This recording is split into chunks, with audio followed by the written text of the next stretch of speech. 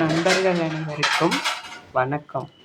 இன்றைக்கி நான் பூவாழை புட்டு செய்ய போகிறேன். இது ரவை, செவ்வாழைப்பழம், நெய், தேங்காய். ரவையும் தேங்காயும் நல்லா வறுத்துக்கங்க. அதுக்கு பிறகு பழத்தை நல்லா போட்டு மசிச்சுருக்கோம்.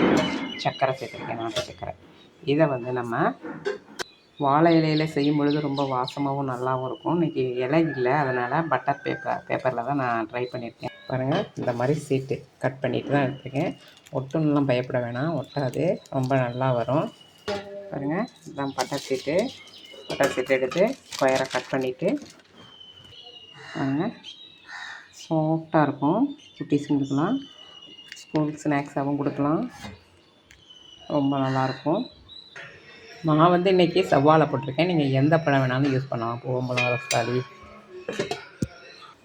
பூவாழை புட்டு ரெடி, வாங்க சாப்பிட்லாம். ஸ்கூலுக்கு ஸ்நாக்ஸாகவும் கொடுக்கலாம்.